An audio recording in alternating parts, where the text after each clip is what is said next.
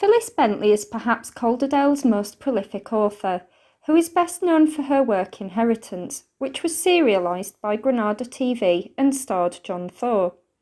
But who was Phyllis Bentley, and what does her book collection, which is now Calderdale Library's most extensive special collection, tell us about Phyllis's life and work? Phyllis was born on the 19th of November 1894 at the family home Victoria House, Stanley Road, Halifax. She was the fourth child of Eleanor Kettlewell and Joseph Edwin Bentley, a partner in a local woolen manufacturing business. She was raised and spent much of her life at Heath Villas in Halifax. As a young girl, she was educated at Princess Mary High School for Girls before attending Cheltenham Ladies' College, where she studied for an external University of London degree. However, as a woman, Phyllis was prohibited from graduating with honours, despite earning a first-class pass. After completing her education, Phyllis returned to Halifax, where she came under increasing pressure to help her mother with running the household. Unlike qualified women of subsequent generations, Phyllis was not encouraged to seek paid employment because it was felt that to do so would be unfeminine. Seemingly reluctant to conform, though, Phyllis decided to take a teaching post, but she found it difficult to maintain order and discipline in the classroom, and so resigned after only 6 months. Following her unsuccessful stint in teaching, Phyllis started working at a children's welfare clinic, and it was here that she developed the acute social and political awareness that would later form the basis of much of her writing. It was here that she encountered many social problems, such as poverty and their effects on individuals and on society as a whole.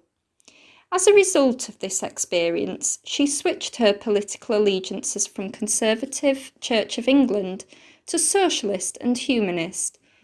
It was perhaps this experience, along with a natural shyness, that convinced Phyllis that she should dedicate her life to writing in order to reform injustice, banish iniquities, dismiss hate, by presenting the human character in story rather than realise the more conventional goals of marriage and children. In 1918, she moved to London to take up a job as a munitions clerk. After returning home from London, Phyllis set about learning the Dewey Decimal System so that she could seek casual library work. She spent the next 6 years working in various local libraries, mostly classifying stock. This was a job that she found immensely satisfying, as it gave her unrestricted access to reading materials on every subject imaginable. It was during this time that Phyllis started working on her novel Environment, which was published in 1922.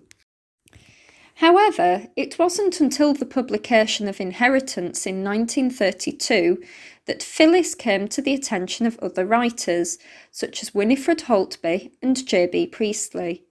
Inheritance, along with its sequels A Man of His Time and The Rise of Henry Morcar, chronicle the fortunes of the Oldroyd family, local mill owners who see their fortunes change along with the world around them.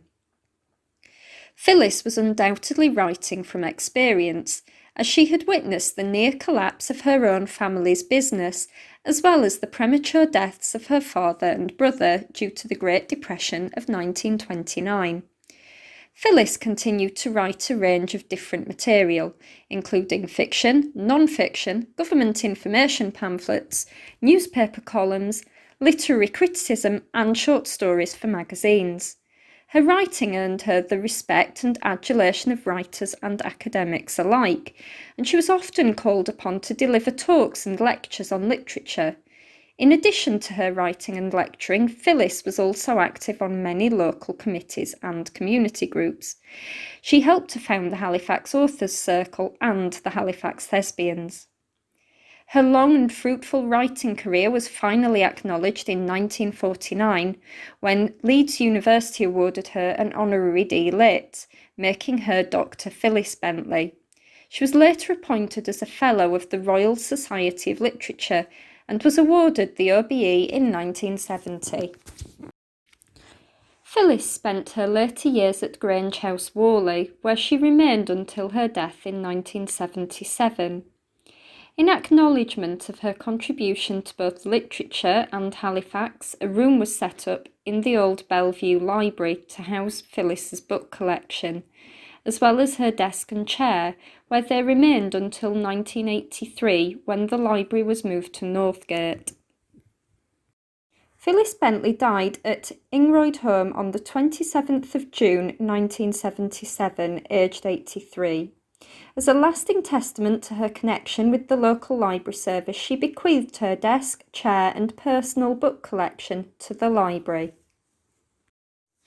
The Phyllis Bentley Collection is the largest of Calderdale Library's special collections and is as revealing as it is extensive. Perhaps unsurprisingly, it includes many works by Phyllis herself, including first editions, reprints, and works that have been translated into other languages. There are, of course, books that would appear in every avid reader's collection. Those that were given as gifts with their dates and occasions for which they were purchased lovingly inscribed on the inside covers, those that were bought by Phyllis herself, and those that were inherited from other family members. Phyllis's mother was also a voracious reader and aspiring author. Her reading tastes appear to be rather eclectic, with quite a strong emphasis on the regional novel. Indeed, J.B. Priestley, Lettice Cooper, and the Bronte sisters all appear to have been particular favourites. Also included in this collection are works that have been sent to Phyllis by publishers and budding authors in the hope of a review and/or feedback. What is perhaps most inspiring of all is the fact that many of these books contain notes made by Phyllis, indicating that she not only took the effort to read them, but that she also took the time to reply to any requests for feedback. The extent and variety of the collection is reflective of a person who not only loved literature, but who delighted in inspiring a love of literature in others.